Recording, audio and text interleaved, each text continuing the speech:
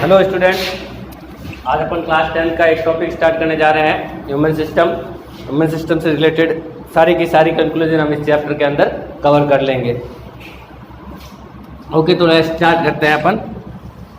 जो अपना human system है वो 6 पार्ट के अंदर डिवाइड किया गया है। Human system is completely divided into 6 parts: nervous system, respiratory system, digestive system, circulatory system, excretory system and reproductive system. If we first talk about the nervous system, that means nervous system, that means related to nerves. Study is related to the brains and nerves. Nerves means neurons. All the study about the neurons and brain related will be the comes under the nervous systems. Second one is the respiratory system. That means the process of the exhale and inhale of respiration and exchange of the gases take place in this process. So first of all, if I am talk about the respiratory system, the main organ for the respiratory system is the lungs. Okay. Then third for digestive system, the process by which we digest the food particles and absorb remove the waste material, that is comes under the digestive system. The main organ for the digestive system is small intestine and stomach. Okay. Now, fourth one is the circulatory system. In the circulatory system, we study about the blood circulation. Total blood circulation include in the circulatory system how the blood works, how the carbon dioxide and oxygen gases exchange take place. We all about read in circulatory system. The main organ for the circulatory system is the heart. Okay. Another one is the excretory system.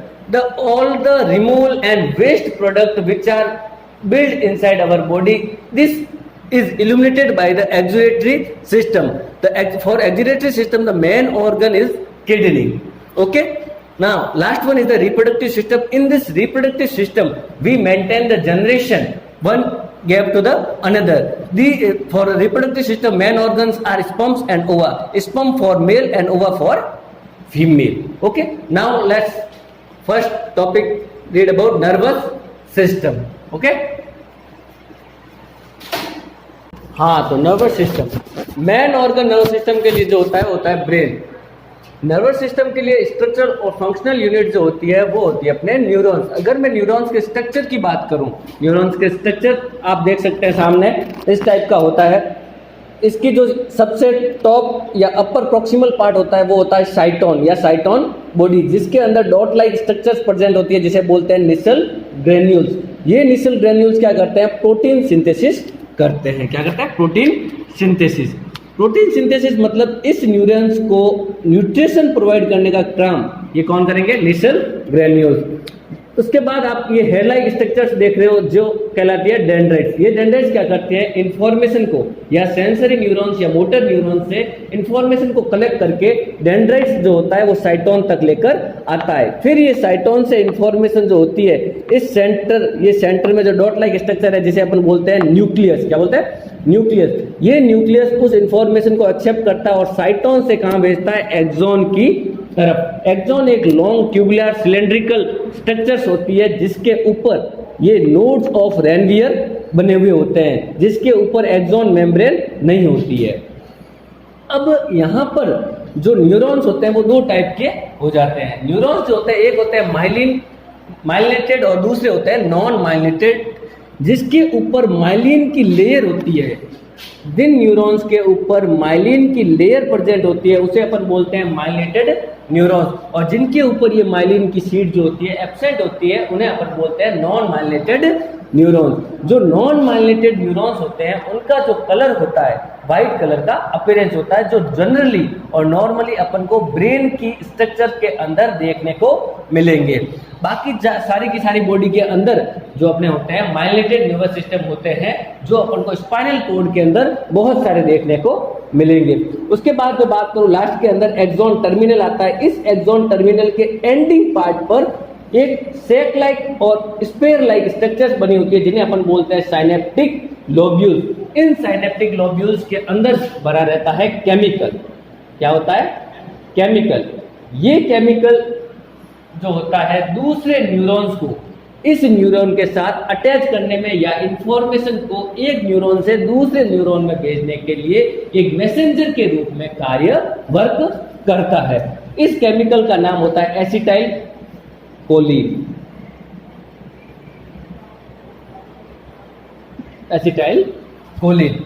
अब यहाँ तक information आने के बाद synaptic lobules के अंदर information आने के बाद एक केमिकल रिलीज होता है जिसे मैंने कहा एसिटाइल कोलिन बोलते हैं। ये एसिटाइल कोलिन क्या करेगा, दूसरे न्यूरॉन्स के साथ ट्रांसफर हो जाएगा एक मैसेज के फॉर्म में। अपनी जो पूरी बॉडी के अंदर जो केमिकल मैसेंजर का काम करते हैं वो सारे के सारे केमिकल के फॉर्म में होते हैं।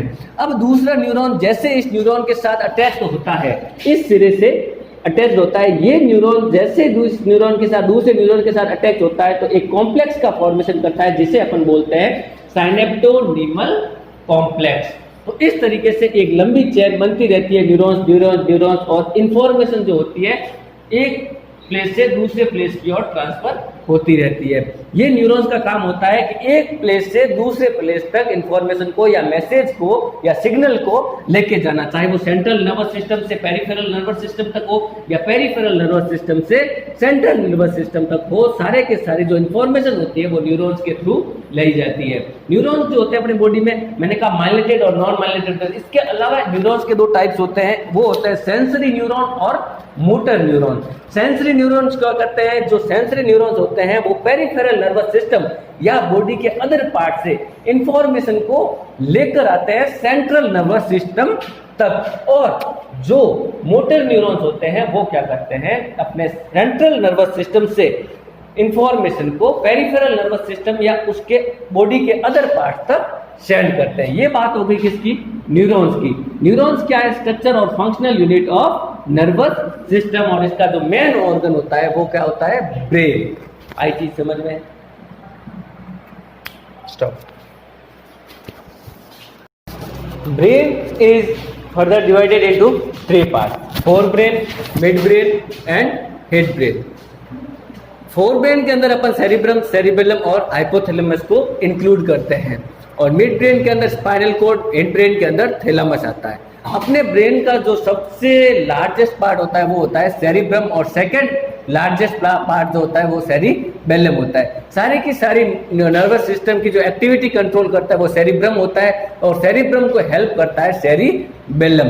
उसके जस्ट अंडर नीचे आता है हाइपोथैलेमस। ये हाइपोथैलेमस जो होता है रिले सेंटर का काम करता है, जिसके अंदर सारी की सारे सेंसरी और मोटर न्यूरॉन्स जो होते हैं आकर थोड़ी देर के लिए रेस्ट करते हैं, और यहीं से ये डिसाइड होता है कि सिग्नल को सेंट्रल नर्वस सिस्टम में भेजना है या पेरिफेरल नर्वस सिस्टम में। इसीलिए हाइपोथैलेमस को अपन बोलते हैं रिले सेंटर। मिड ब्रेन में आता है अपने स्पाइनल कॉर्ड। स्पाइनल कॉर्ड जो होती है वो ब्रेन से लेकर जो अपने बैकबोन होती है, बैकबोन के लास्ट पार्ट तक एक्सपेंडेड रहती है। ये स्पाइनल कॉर्ड जो होती है डबल लेयर्ड स्ट्रक्चर होती है, जिसके अंदर स्पाइनल नर्व्स प्रेजेंट रहती है, और ब्रेन जो होता है ब्रेन के अंदर क्रेनियल नर्व्स प्रेजेंट रहती है।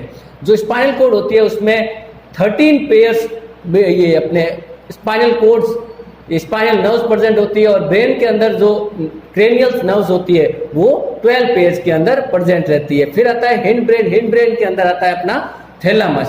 थैलेमस जो होता है हाइपोथैलेमस के जस्ट बेस के अंदर, बेस जस्ट नीचे होता है, बीनीथ द हाइपोथैलेमस के जस्ट नीचे की साइड में अपने थैलेमस प्रेजेंट होता है। इस थैलेमस का जस्ट फंक्शन है पूरे ब्रेन को स्टैंड प्रोवाइड करता है, स्टैंड या मैकेनिकल सपोर्ट प्रोवाइड करता है थैलेमस। उसके बाद अगर मैं ब्रेन के स्ट्रक्चर्स की बात करूं तो ब्रेन की स्ट्रक्चर है, ब्रेन जो अपने इंटरनल आउटर स्ट्रक्चर की बात करूं तो आउटर में ब्रेन की जो आउटर मोस्ट लेयर होती है उसे अपन बोलते हैं ड्यूरा मैटर। ये ड्यूरा मैटर जो होती है व्हाइट कलर की होती है। व्हाइट कलर का होने का रीजन है कि जो न्यूरॉन्स होते हैं वो अपने नॉन माइलिनेटेड होते हैं, यानी कि उनके ऊपर माइलिन की सीट जो होती है वो एब्सेंट होती है, जिसकी वजह से जो ड्यूरा मैटर जो होती है वो अपन को व्हाइट कलर की अपीयरेंस होती है, क्योंकि व्हाइट कलर के यहाँ पर न्यूरॉन्स प्रेजेंट होते हैं। फिर आता है अपने पायामीटर। पायामीटर होता है ड्यूरा मैटर के जस्ट नीचे की लेयर, जिसे अपन बोलते हैं पायामीटर, और पायामीटर और ड्यूरा मैटर के बीच के अंदर जो स्पेस प्रेजेंट होता है उसे अपन बोलते हैं आर्केनॉइड स्पेस। आर्केनॉइड स्पेस। इस आर्केनॉइड स्पेस के अंदर एक लिक्विड भरा होता है जिसे अपन बोलते हैं nervous spinal fluid. Nervous spinal fluid जो होता है वो इस आर्केनॉइड स्पेस के अंदर प्रेजेंट रहता है, जो ड्यूरा मैटर और पायामीटर के बीच में होता है। ये फ्लूइड इसके अंदर प्रेजेंट होने का रीजन ये है कि ये टायर्ड या इनको फ्रिक्शन से सेव करने के लिए इसके बीच में ये लिक्विड भरा हुआ होता है सेरिब्रो स्पाइनल फ्लूइड ड्यूरामीटर और पायामीटर के बीच में इस स्पेस को बोलते हैं अपन आर्किनॉइड स्पेस। उसके बाद अपन ब्रेन की डिवाइड की बात करें तो ब्रेन को दो पार्ट के अंदर डिवाइड किया गया है, लेफ्ट हेमिस्फीयर और राइट हेमिस्फीयर। इस राइट हेमिस्फीयर और लेफ्ट हेमिस्फीयर जो होता है कंप्लीटली न्यूरॉन से फिलअप रहते हैं, अंदर टोटली न्यूरॉन्स काम करते हैं, जिसके अंदर मैंने आपको ऑलरेडी बता दिया है कि न्यूरॉन्स जो होते हैं सेंसरी न्यूरॉन्स और मोटर न्यूरॉन्स काम करते हैं। तो इसके अंदर जो सेंसरी न्यूरॉन्स भी होंगे और मोटर न्यूरॉन्स भी होंगे जो इंफॉर्मेशन को सेंट्रल नर्वस सिस्टम तक लेकर भी आएंगे और सेंट्रल नर्वस सिस्टम से पेरिफेरल नर्वस सिस्टम तक लेकर भी जाएंगे। ये तो होगी आउटर ब्रेन स्ट्रक्चर की बात। ये राइट हेमिस्फीयर और लेफ्ट हेमिस्फीयर के अंदर फोर लोब्स प्रेजेंट होते हैं। ये लोब्स जो होते हैं डिफरेंट फंक्शन शो करते हैं। एक कोई हियरिंग में होता है, कोई विजन के अंदर होता है, कोई टेस्टिंग के लिए होता है। तो ये अलग अलग टाइप्स के 4 टाइप्स के लोब्यूल्स प्रेजेंट होते हैं हेमिस्फीयर के अंदर। राइट में भी 4 हेमिस्फीयर होंगे और लेफ्ट में भी 4 लोब्स प्रेजेंट होंगे।